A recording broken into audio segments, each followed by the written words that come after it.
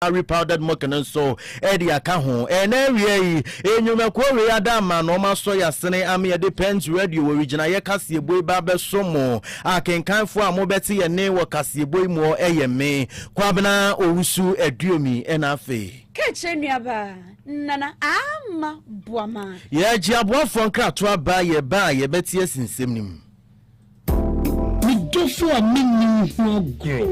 na say die oduane ni da no ayesronko Amiomira Ohiri spices abefi aduane de ayesronko Ohiri chicken seasoning so tutu uchi ana wo ye akokọ nam ho bibia fakakra sum froye mi Ohiri stew seasoning ba mama jeta jollof no Ohiri jollof seasoning na musham no odew fried rice no kra die Ohiri fried rice seasoning and mommy free Friday upon chinkakram me do any good seasoning na ye asama me senira Ohiri seasoning powder ya woni beef shrimp noodles any de keke anu so de aduane me hwam me den ubedie dibio enti obapa Ohiri spices abama yen aduane no aye de efise ne die nenso aye de Ohiri spices daily and we go with Dromo at 020 780 5398 and 0244 525908 FDA Aji Ejodian Kratoi Atum. Yema yetiefo nyina kwaba afejebre na yentinsinsem nimu na yehye enawia premto brekase boyase a na yede ani kiremu ewo asante akyem north mantem nimu na eho na akokopie mu ho a eye plantain adwadifo a wo mu nyina wo mu ye adwuma ewo agogo plantain processing factory no we nyina eka bandada no one district one factory wo mra wo betena so eye processing factory ba ko okobie no wa asante akyem north agogo no se be yanka wo mo fanye na nka plantains ahodo body ahodo ayeton wadwama so se ne be ya ensenti no ene wo mo defend fidiem na nka ene wo mo de aye fufuo ni nyina bi na eno na adwadifuo ye de adesede to aban yanim se fiti bra aban yi esi eye one district one factory de ma wo mu ade se food and drugs authority for besine eye to mikrate wo se wo de ma wo mo no wo de hye wo mo nsa se ne be ye adwadifuo no wo mo betimi aye adwuma no be sine wo ma hwe food and drugs authority animu a enya de se wo ma wo mo se to minkrata no no wo mo sei wo mo de adesede to food and drugs authority anim se senke be ya ntempa no hare so no wo mo nya ntem na wo mo ma wo mo to minkrata wo betimi de adwuma esanse sa eye agogo plantain processing factory eno so beboa amanyuma abomayimu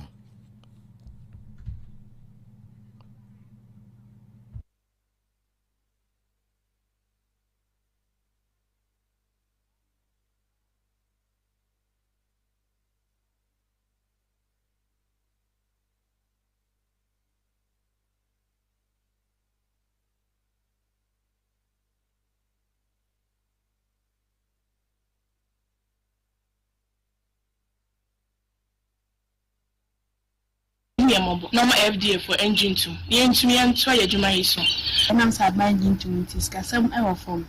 the repair cramp sometimes I had me FDA from wa said by a bit me a produce them on outside and we in Ghana na it's menyeska yes left about say on stamp ma womo FDA for on stamp no so e chere say after factory no start adwuma said by a sika shaka mu na sabeka on best start processing e manu e sabeka sika e mabuno ho che o mo ye so fans yes sabeka sika na afi e be man mu na ye simple amaye na e asante atum no for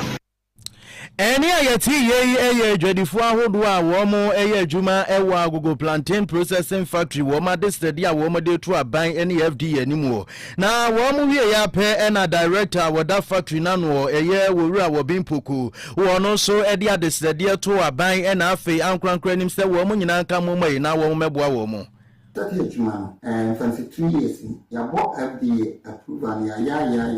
analysis or standard board, but you need FDA number at the day. I say at that waiting. nso ya bona yesanka nti bese abi mpanyimfo say ne 45 say aka nipa 10 panyimfo ye adwuma nipa 35 kofi enam approve na nya na say number ni nya yemfen ton ne ma because 2 years ni adran ni mu go busumi bia 30,000 300 million ana ma workers nti say ni abre nti ne bese abi mpanyimfo ene yem president Mahama said wetin am I plan for why ni nya approve na nti ton ne ma no Area yeti ye director wono eneda agogo plantain processing factory no wa Asante Achem North Mantemano eye yewura Obimpoku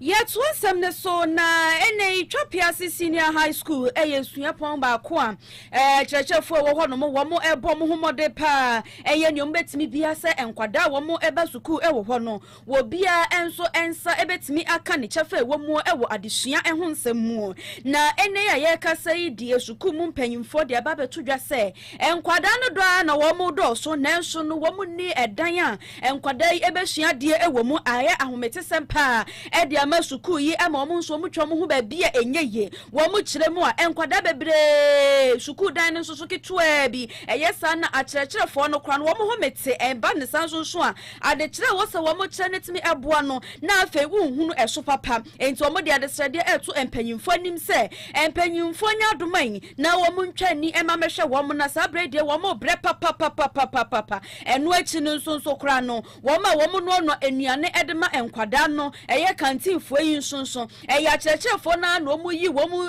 botom sika na wo mo de atwa wo mo kase be yo mbetimi atɔkɔso na wo ma anu nuane no de ama enkwada no enu nti no mo de srɛde ɛto mpanyimfo anim wo ma wo mo ka bie wo mo ene aban ankrankra nyina anim sɛ wo bia ntwe nani emehwɛ wo mo ene suku adan yi adankra hodo no wo mo emeboa no mo nsi bi emfa ma wo mo afenso wo na wo no anu enuane enso de ma enkwada no nso wo mo nhwɛ na wo mo empe akatua papa bi emfa ma wo mo na kyerɛkyerɛfo wo mo botomu enju wo mo kakra na sa ensem wei wo panyini a wode eba betu dwa no eye panyimpa wo no ene da suku ya no mekyerɛ headmaster eye master Kodwo Oben wo no ena wo ne nsamtwofo ekasa ene wode ensem wei etu dwa.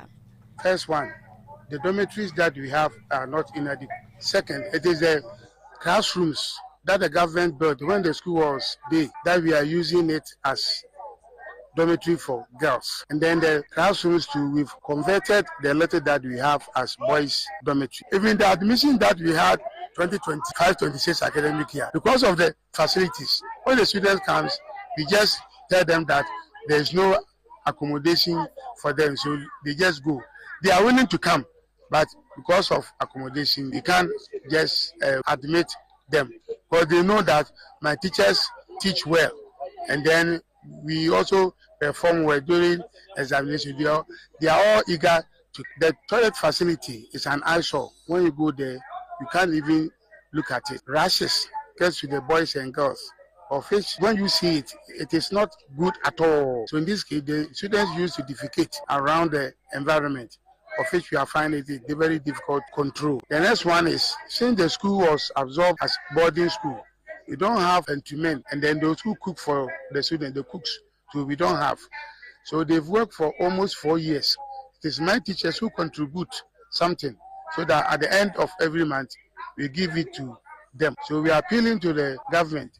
to help us by giving them appointment letters. Any ayeti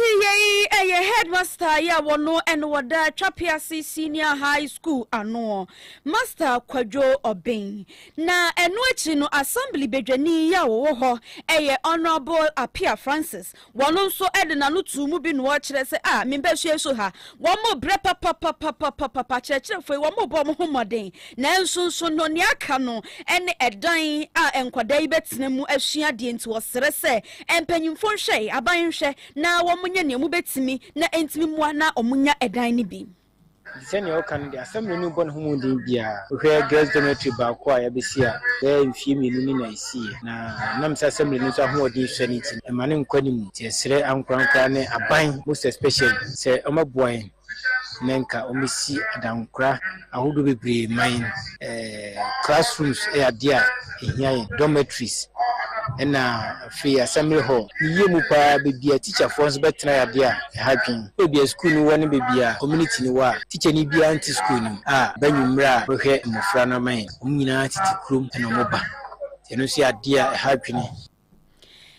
Eni ayati eye assembly bejani ya owo chapiase Honorable Apia Francis.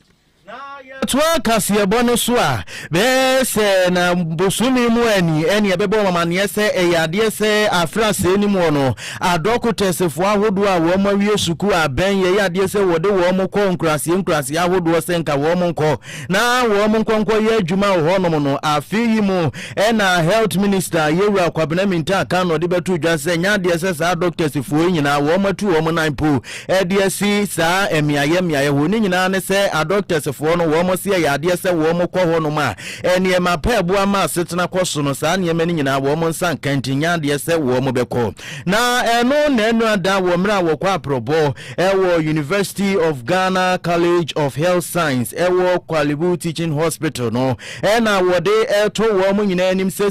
no sa doctors fo ahodo a ye posti wo mo wo nkrase afrase ni mo no de wo ma wo mo fitina kopem ye bosumi ya ye wo mu February bosumi na wie yesa doctors fuyi wante wo mo kana se wo ma ankwanko ye wo mo nyuma se ne ya hye wo mo na ene na akwatua wo mo da so a ben yi de ma wo mo no eyade se wo begini nyina afri wo mo nsem na wo kasa na wo de to University of Ghana College ya kyerɛkyerɛfo ahodo mo ho anim se ya mofra ahodo a wo mo begye ntete yese wo mo pesa wo mo ya doctors fo no ya wo mo ntete wo mo na wo mo ne wo mo kasa se ne be ya se wo mo wiesu apon ne do wo mo konkrase ahodo a wo mo begye atom na wo makɔ wo kasa na wo chie ni nsemu se ewo mu se mu oden de se wo kumase ana se wo kurukasi mu na yedo bekɔ akurase na so kai se yade se ye se akuafo akuafo ahodo wo mu sika na ben ye toda medical student if we be no wo de eso wo masene ema wo mo konti wo no de wo se ne nsem a wo ka kyerɛ sa doctors fo nyina se wo ma wo mo hwe bebosumi we ye se wonim se ya posti wo akurase bebi na se wo se wo nkwa ene na boaboa ho se wo sika ben yidi ma abosome no eyade se obetwa so. We train people for the needs of this country. They finish and they say, no, we don't want to go to some part of this country. I don't have a solution to it alone. I think we must all put our heads together to have solution to this problem. And I agree that there are genuine problems, genuine concerns. But you see, I keep saying, and forgive me, including myself, I did science, I did statistics, mathematics, and all of us, our education are highly subsidized. Even if you're a fee-paying student, you don't pay 100%. And so if in my constituency, Safia and Tobia, the farmer there, his cocoa produce has been used to fund your education. And you come and tell me that because that place is a village after school, you don't want to go there. I beg to differ. I'm not saying that the place is fully developed. No, there are genuine concerns. We also, as government, must come in to help. By the end of February, we'll do validation. If you have not reported, we take your name out of the payroll and then we'll open up for the next batch. So the next available by those who are willing to go to. And this time round, we are only going to open the vacancies available. We'll open the Kolebus and the UGMCs and then the Confanoche. We'll open where they are needed most. It doesn't mean that you don't need the staff, but there are places where there are none. And we can't govern like that, you know. So at the end of February, we'll do the validation. And then if we still have people who have not reported, of course, there are genuine concerns. And health minister, Yewura Kwabena Aduomi. Yabetua and some no so ediamamu. Na sabre die adehye binom ya womo working Tampo South district no emu womo super tempenten edin South nsayem pacho se sabre die adehye empanyimfo aban amemu a na kire se aboa bi ya che womo are ne nyina ene se network ho asem no ayedendenden ama womo enemle ma yenkomodie yenkita hudie ne enema hodo bi aka bia no network ene na je asem bi asi no tetefon yi ne dia frɛ wo bi ene hwe hu yo ananso sɛ yebo amane afa bibi hu nanso wo mo ho ne de ɛho ayere tare sɛ pepe ni na taso no enti wo mo de adesrede ɛsrɛ empanyimfo sɛ wo mo ntwo mani emra mɛhwɛ wo man na sa network ho ansensam yi wo mo mo pa na entimi emaka wo mo kyerɛ sɛ abadada na etwa mo kɔye no na abrɛ so ɛno mo hyɛ sɛ enkomu sisi post yi bia na ntinka aboa wo mo amo manya network yi bi ɛwɔ hɔ nanso nso no fofia ntoata adehye binom ananso se enkuro ahodo ni binom de wo mo enya sa network yi bi ema enam so ama mo ho kire wo mo pa ya ekuro ba ko ene manse wo mo ensu frɛ empanyimfo se wo mo ntwomani emehwe wo mo na wo mo enka wo mo ho asɛm yi bi ema wo mo network ho asɛm ya aye dadwene enso ede ama wo mo no Masie de beka na kran se masie no network ho aye din mai aha no hospital na me wo no a wo kurum ha no network no wo pe kra se wo de e claims se de obi ba hospital na wo se o ma o ye no wo check no insurance na hwe se eyedma na eyedma ise wo ye den wo ba so ha se wo ba ha so ha na se wo ba jai kru ni nyina wa akiri na akọ ewurom nti yen hwen se ebia obi aba hospital na insurance no so sha se eto na wo se wo check ehun se ni bibia eyedma asa na wa tumi ahwe no ano no ebisa na ontumi ya ise wo ye den wo ma ne pa ne tena se ise insurance ni jai to asa na wa tumi asare abasoro ha aba check ni bibia asa na wa tumi abahwe no sam ano network no ho ayese ma ye de pa ma yo ha ni habra open network ya jiso jakuru no nyina wase wona asa abasoro ha si o baso wa mpaja furu ni wosoro a onya network ni ha nti ama ya ho kire pa o network ni ha ise o papa ya ito potop akoye call no asa eni ayeti ye eye adehye binom ya womo ewo manse ya no ewo Kintampo South abato empesua no so ena omode womade srede enso ato empanyimfo anim no na enu no eba ye kire no ena abanya na musini ya wo ho no mo eye onmanyamfo Wilfred Zuri wono nso ede na no etu mu bi ena wode e kire se oh monka makoma ntomo ye montame chuku esanse aban yi ye kire se monsu ye no kura no monka ye kura no ye nimni ate dadada jese ye hunu mutirim asem hunu makoma mu asem enti sa network hawa hamu na etete mu ni nyina no montame chuku ye de hyehyɛ ye mapa egwa kwamu ye kyerese senke ye awo na mo ba bewo ye hyehyɛ ye no enya boso menkuno kyerese hwebe enna ba ko kakra bi na kyerese wo mo haw ni nyina no abaka na ensem sei ena onmanyamfo Wilfred Editudwa telephone and network issues no enye manse nko a oba mo area no ye wa about 13 communities and oba Kintampo South so a ye wo other areas ye kano zones into ko agina zones wa nyina wo su kankre and other areas so and so telephone issues so na ko dum su bredi ni pu number 1 and 2 mu nyina wo telephone problems until somewhere 2024 ye ba power no ya shasi to hanamo me honorable MP Obapa Fishaje me bona basopa enti December etwamu na anu ya no 25th and 26 na defect for aba our district here enti me no mo ni district by district community by community makoma ku 26 ana me no mo ni omo ya assessment aye guso etwa omo na mi samre pam no after assessment no ombeba na areas ya wose ye ko na se bia ye manto mast anasa na mumbi ebetu a ebeboa na telephoning dwumadi na tima improve work in Kintampo South no I hope say ebeba so now all these communities no so omo ya aware because my di kan yakọ ma me no makọkasa a omu nim say anamo a Obapa Fishaje MP ana aban endis aban yatu anamo afa hono eni ahodo ayati eye abanya na musini ya owo Kintampo South district no emu onmanyamfo Wilfred Zuri ena yati no na yetwa kasiabone so ana ye ka yetiefo nyina se wasogu so a wotie Pentu Radio wo regional ye kasiebo wo Pentu Radio 100.1 so ye ka wo se kasiebo yi ye dem wa be fonten fidie ne so enunti fa phone no bla Facebook live ho wo benya hwe live na wase nya yetie ne ka wo se wo hwe no wo like na wo share na wo comment eno enso eno no na yetwa kasiabone so a na Universal Friendship Organization eye ankra ku ba ko omo wo mayimu na wo mo dia desrede ato Ghana mampenni His Excellency John Dramani Mahama na afi Yewura Health Minister wo reminta kanu anim say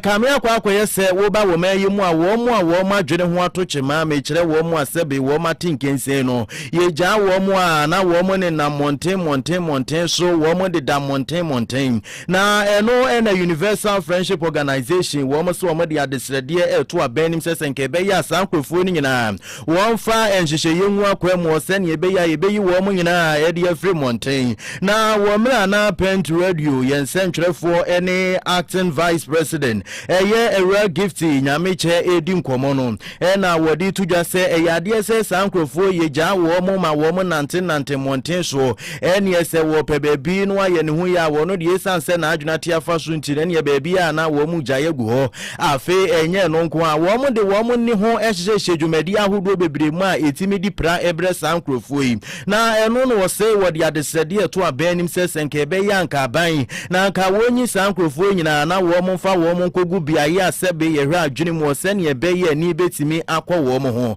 wo che ni nsemu no wo se sankrofo nyina ya de se wo mo ye nipa na wo mo kura moja te se ye no nti no wo de adesede to Ghana mampanyi His Excellency John Dramani Mahama nim afi so no wo so afo a wo hwe ya pomuden ho nsem so ye wura Kwabena Minta Kano na afi Metropolitan ni Municipal Assemblies ahodo nyina nim se wo mo nyina ka mo na wo kun ya wo ma sha asie wo mo ntimi entu asie Universal Friendship Organization na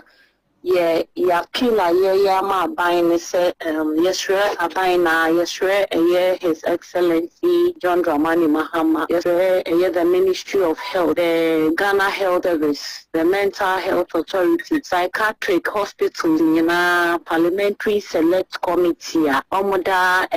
apomudin anono na Metropolitan Municipal any District Assembly no se omo enkammo mu na emwebia asoya so ye ne betimi aye na yetumi ayi staffo ni nyina e free ye mantem ni ye potem na ye nkambum because we know enye obakofo adwuma. It's a collective activity that was ye nyina ye kambum na ye boa. It sounds as o kompotem ni bia na o hwese ne omode da ho ne omudwumedi omo ye na de eba timamufuo no eso enti na Universal Friendship Organization yetu ye ho asi ho a ye bosa da wi no se aban ne all stakeholders ebetumi aka bomu na nyina ya so mu se na ye betumi yi omafiri wo motibia enimu na ya pete bia papa bia edama wo mo nso enya pomuden ne eniema ebetumi ene tibia ebetumi ama omo so madwe omo na oman no so ehu ne tane mani nyina so efiri yeso. NIAT acting vice president Edema Universal Friendship Organization era gifty nyameche Ebusia na ye kwakowie kase no enso ewo bibie ni ahwenso bekwai municipality no emu ya eno no ewo Western North region no emu na eho ena amanebo efri ho ba no enye nika enye de kra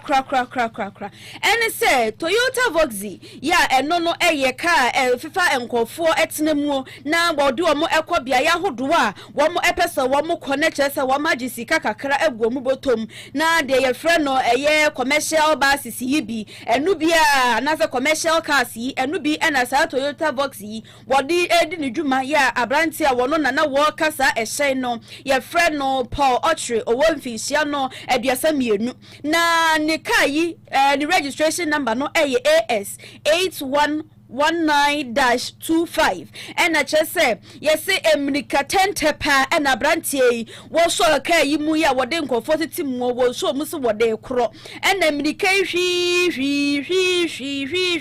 na ni ba ne ho so ene se wa firi ne kwan mu akokodi wo bi kwan mu afe woto nani a ka foforo ena yi ni ti ebe entenam so oye na dwense ne wo be doje sa ka na eba no ena ne wo doje ka no na wo doje ka no na chese ka yi jinin sem ena ne head he ka yi to ne ho na ka yi poli na ehwensi na ye to ne ho ne nyina ka ho bi na afa de ka yi obi nim de kokoba ye eja di mu wom ena ka yi ahye se dwrebe na adehye bi no ma na wo moteka ne mu bie no wo mo ede wo ma no eto nsem yi mu echirechire mu sede wo mu hu ensem no esifa ye sei Yeah, it's 1.5%. Nti car na overspeed. Nti overspeed will finish lane curve. Nti obu curve will finish lane akwa that lane. Car no free by being ba. Next stand back go. Nti ko pin stand back no service stand back no. Next to sa no ko pin wall na car na dan ye. Car na dan ye na show no. Asi wona papa na ye nya ba bi na. Ya e ho de ne so mo a omo de critical na ye hwehwe mo ki na this ni mo from ambulance na ambulance be fire. From more crash it room. And the speed woman careful to a year and why you are I didn't know the Ipa Yan Saturday and what plan I